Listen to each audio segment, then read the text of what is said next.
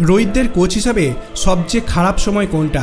দায়িত্ব ছাড়ার ৪১ দিন পর জবাব দিলেন রাহুল দ্রাবিড়। কোচ হিসাবে ভারতকে ১৩ বছর পর বিশ্বকাপ জিতিয়েছেন, তারপরই নিজের দায়িত্ব ছেড়েছেন। নতুন চুক্তিতে রাজি হননি, তাই কোচিং জীবনে সবচেয়ে খারাপ সময় কোনটা? জবাব দিলেন রাহুল দ্রাবিড়।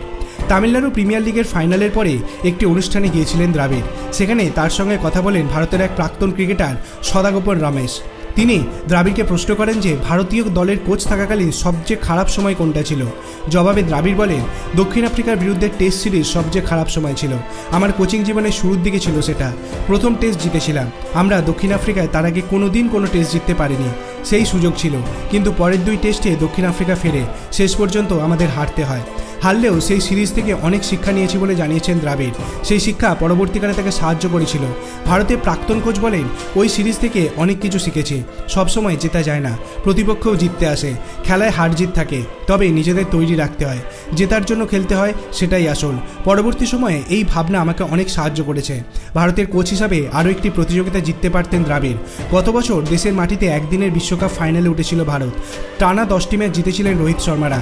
ফাইনালে অস্ট্রেলিয়ার কাছে হারতে হয় তাকে। তারপরই কোচের পদ থেকে সরে দাঁড়াতে চাইছিলেন তিনি, কিন্তু ভারতীয় ক্রিকেট বোর্ডের সঙ্গে কথা বলে টি-20 বিশ্বকাপ পর্যন্ত তার দায়িত্ব সামলান। শেষ পর্যন্ত দেশকে বিশ্বকাপ দিয়েই দায়িত্ব ছাড়েন তিনি। আপনার কি মনে হয়, রাহুল দ্রাবিড় কি ভারতীয় দলের জন্য অন্যতম সেরা কোচ? আপনার অভিমত আপনি কমেন্ট সেকশনে জানাতে পারেন। ভিডিওটি ভালো লাগলে লাইক করবেন, চ্যানেলটিকে সাবস্ক্রাইব করতে ভুলবেন না। ধন্যবাদ।